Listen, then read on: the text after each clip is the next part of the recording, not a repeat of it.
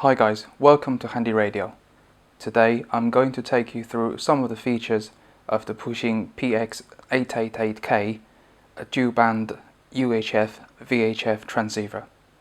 Puxing, the word stands for Universal Star in Chinese, and it is certainly the company's ambition to bring good quality products, which could be the stars, to this highly competitive market.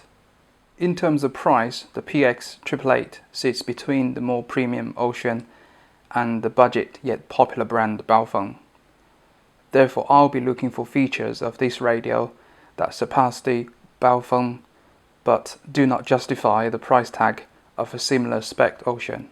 Puxing has done a great job to make this radio feel quality no matter which way you look at it. In fact, all three brands mentioned have amazing build quality for the amount of money you pay. The front of the radio looks smart and simple. There are fewer buttons than most other radios. Another thing is there isn't any green, orange or red button on the Puxing at all. I think this simplicity in design makes it more upmarket. This radio transmits on 5 watts of power, but this can be reduced to preserve battery life. Talking for which, the standard 1200 mAh battery isn't the star of the show. The cheaper Baofeng gives you 2000 mAh on even its entry-level UVB5. The only benefit of having a smaller battery is that it makes the radio quite slim.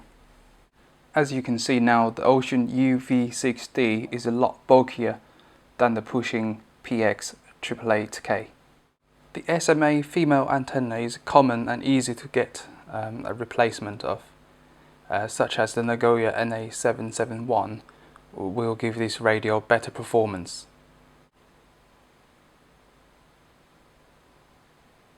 Most Chinese radios have the antennas on the left hand side, whereas the Puxing has got the antenna on the right hand side. It's the opposite side. It's a bit like having the petrol cap on your car on a different side, but it really doesn't make any difference.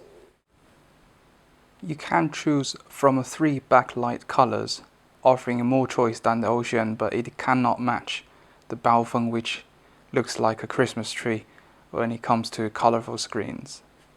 The scrambler function can be found under menu option number 6, but make sure this is switched off when you are working repeaters.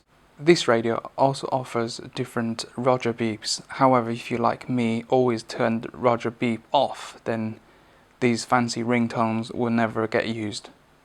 I like the CT-CSS and DCS scan function on this radio, and it is very easy to use.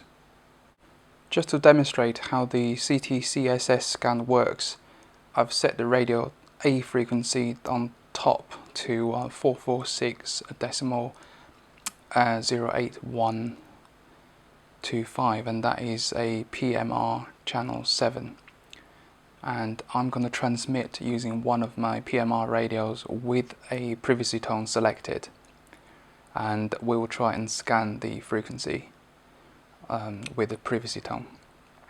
So press menu,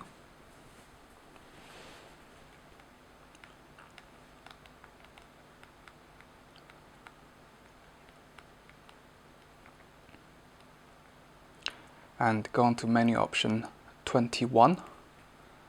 And it says CTC scan, just press enter.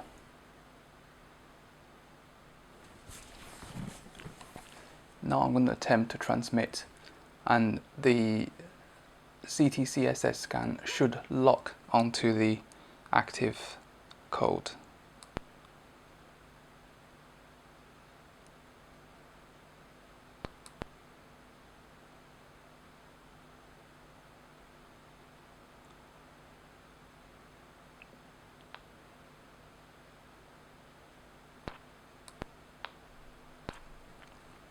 Now it has just opened squelch and it's on 151.4, and this is number 24 on my PMR privacy code. Another feature of this PX888 is you can manually input a channel name. Unlike the other 2 radios mentioned, you have to use a programming software. The Puxing will let you do that on the radio. So you press menu, and rotate the dial to option number 26, and you can just press enter and use the dial to select the letters for the channel names, and you can display that once it's been entered. So I have the different PMR channels stored on the radio, or manually, and one 2-meter repeater there as well. Being able to listen to FM broadcast has become a standard thing on these radios, and the Puxing does it really well.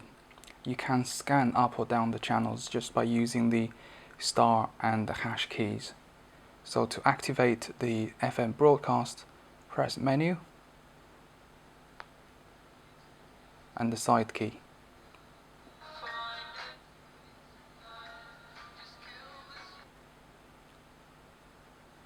One click of a button is going to scan upwards to the next available channel.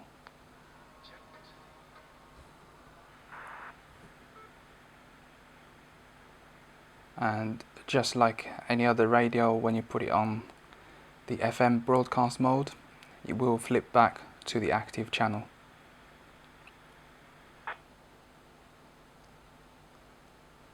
And when that finishes, you should go back to the radio. Now let's look at some of the negative side of the radio. It doesn't have a torch, LED torch, and that is quite a standard thing on a number of Chinese-made radios. Some of these buttons, you have to remember what the secondary functions are. For example, to change between A and B display, you have to use the enter key, and the escape and memory key on the right hand side will show you the different display modes of the memory channels, and going back to frequency mode. This radio is always on the dual band and receive setting unless you press and hold the enter key for about 3 seconds, where it's going to change to a single band option, and you have the receiving frequency and the transmitting frequency displayed on the screen. Overall, I think this Puxing is a very well made radio. It's got good quality, the functions are really nice and easy to use. It does have a really nice feel in your hand. Thank you for watching HandyRadio. If you have any question, please leave a comment. Please subscribe to our channel for regular updates and reviews of different handheld radios. I hope you have enjoyed the review of the Puxing PX888K, and see you next time.